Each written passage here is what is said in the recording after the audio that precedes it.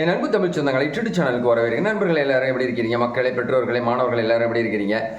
மாணவர்களின்னு சொன்னோன்னா மாணவர்களுக்கு தான் இந்த வீடியோ நான் பதிவு பண்ணியிருக்கேன். கிட்டத்தட்ட வந்து இப்போ அவங்களுடைய பெற்றோர்களுக்கும் ஆசிரியர்களுக்கும் இந்த வீடியோ வந்து பயனுள்ளதாக இருக்கும். நாளைக்கு பார்த்தீங்கன்னா 18/11/2025 பள்ளிக்கூடம் விடுமுறை கிடைக்கும் அப்படின்னு சொல்லியிருக்கிறாங்க. அதே சமயத்தில் கல்லூரிகளுக்கு விடுமுறை கிடைக்குமா? எத்தனை மாவட்டங்களுக்கு யார் யாருக்கெல்லாம் தமிழ்நாடு அரசு வந்து மாவட்ட ஆட்சியருக்கு ஒரு அறிவிப்பு கொடுத்துருக்காங்க. பல சுவாரஸ்யமான இன்ட்ரெஸ்டிங்கான அந்த வீடியோவை வந்து லைக் பண்ணுங்கள். அதே சமயத்தில் நண்பர்களுக்கு எல்லாருக்கும் ஷேர் பண்ணுங்கள், உடனடியாக ஷேர் பண்ணுங்கள்.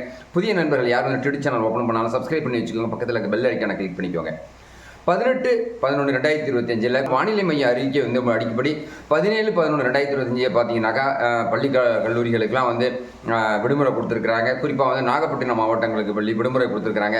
நாளைக்கு பார்த்தீங்கன்னா 18/11/2025 காலையிலேருந்து அதிக கனமழை இருக்குன்னு சொல்லியிருக்கிறாங்க. 12 மாவட்டங்களுக்கு மிக அதிக கனமழை இருக்குன்னு சொல்லியிருக்காங்க. டெல்டா மாவட்டங்களில் குறிப்பாக கரூர்லேருந்து வரக்கூடிய அந்த காவேரி டெல்டா இருக்குங்க இல்லையா, கரூர், திருச்சி, தஞ்சாவூர், மயிலாடுதுறை, திருவாரூர், நாகப்பட்டினம் மாவட்டங்களுக்கெல்லாம் வந்து கனமழை, அதிலிருந்து மிக கனமழை இருக்குன்னு சொல்லியிருக்காங்க. சென்னையை பொறுத்த வரைக்கும் மேகமூட்டத்துடன் இருக்கும், அவ்வப்போது விட்டு விட்டு மழை பெய்யும்னு சொல்லியிருக்காங்க. அது மட்டும் இல்லாமல் திருநெல்வேலி இந்த பக்கம் பார்த்தீங்கன்னு சொன்னாக்கா திருவண்ணாமலை, ராணிப்பேட்டை இந்த பக்கம்லாம் மிக மழை இருக்குன்னு சொல்லியிருக்காங்க.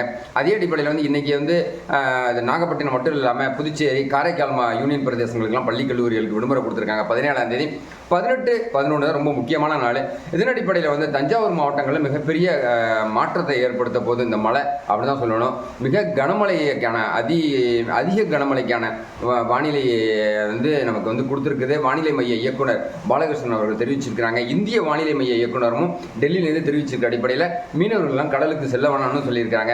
பெற்றோர்களை பாதுகாப்பாக நம்ம வந்து இருக்கணும் அப்படின்னு சொல்லிட்டு நான் வந்து உங்களை கேட்டுக்கிறேன். அதே சமயம் தமிழ்நாடு அரசு வந்து இந்த 8 மாவட்டங்களுடைய ஆட்சியர் கூட உடனடியாக இப்போ பேசிக்கிட்டு இருக்கிறாரு. பள்ளி கல்லூரிகளுக்கெல்லாம் விடுமுறை கொடுக்கலாமா, ஒரு சில இடங்களுக்கு கல்லூரிகளுக்கு மட்டும் விடுமுறை கொடுக்கலாம் அப்படிங்கக்கூடிய ஒரு யோசனை நடந்துகிட்டு இருக்கிறதுனால அப்டேட் வர அடுத்தடுத்த வீடியோவில் நான் உங்களுக்கு தெரியப்படுத்துகிறேன். இதன் அடிப்படையில் 8 மாவட்டங்கள் இப்போ சொல்லியிருக்கிறாங்க. நாளை காலையில் 14 மாவட்டங்களுக்கு கூட விடுமுறை இருக்கக்கூடிய சூழ்நிலைகள் இருக்குது.